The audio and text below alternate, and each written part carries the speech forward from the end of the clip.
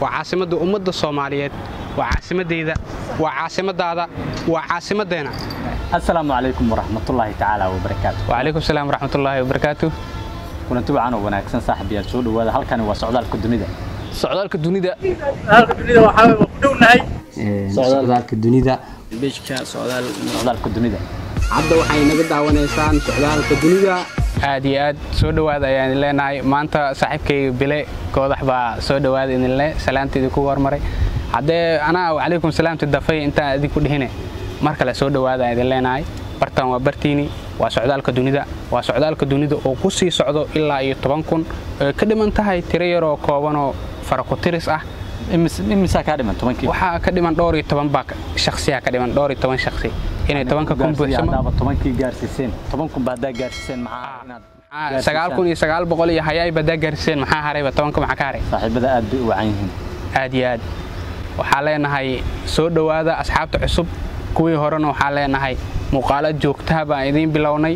hadee bartu waa bartiini aad iyo aad ninkan saaxiibkeena waa bilagooda waan soo dhaweynaynaa isagana waa youtuber weyn xarun kale taa u kala kacsan oo la yiraahdo ifiyaha nolosha maaragtay waa dhiirigeliye muuqaalo dhiirigelina oo nolosha taabanay buu sameeyaa hadee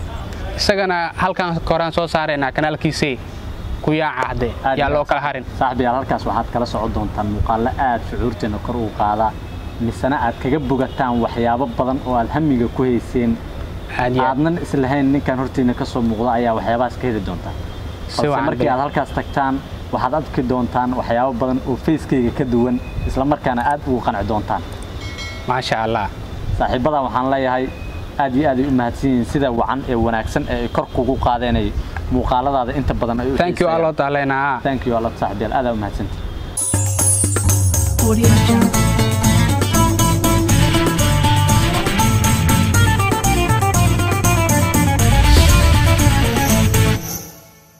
Audio Jungle maadaama lagu guday jira bil barakeysan ee Ramadaan xaaladuna ay adag tahay xaalado badan oo cakaran ay wadanka ka jiraan dhamaan waxaan ku boori lahaa saaxiibada halkan iga arki doona ama halkan muuqaalkan halkan ka daawanayo inay ku dadaalaan ducada iyo maxaa la yiraahdaa iyo jirka sidii ku heli lahaayeen oo bishan barakeysan ay ku noqon lahaayeen kuwa aad uga faa'iideysta maadaama aniga nafteyda aan jeclayn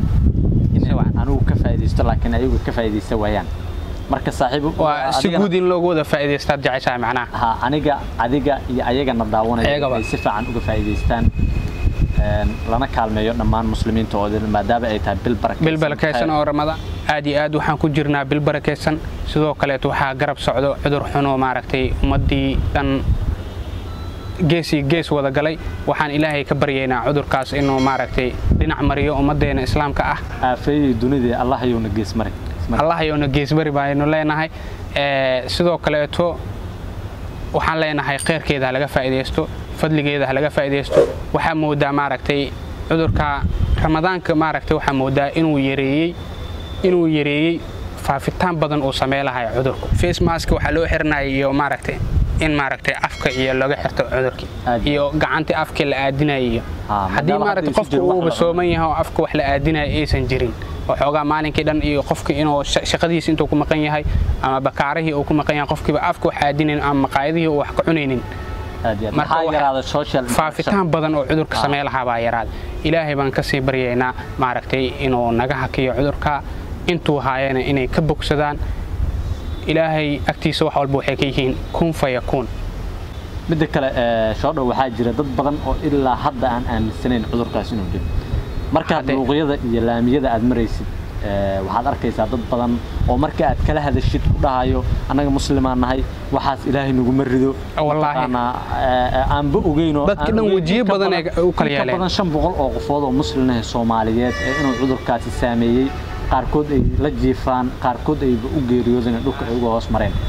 wallahi bilow waxa moodaa dadkii inay afkaarta kale si uu kala duwanaayeen oo kale maaragtay in cudurka xataa uu kala duumeen dad baa waxay ku leeyihiin dana siyaasadeed laga leeyahay cudur maxaa dana siyaasadeed looga yeelanaa ummadii inuu cudur galay oo maaragtay dadka qaar ay la dhiban yihiin isbitaal inay la jiifaan waa wax cad dan siyaasadeed laga leeyahay dalkii wali moosa soo gaarina lagu leeyahay wallaahi niyadda dadka alla wanaajiyo maaragtay qalbiga maxaa la dhihi jiray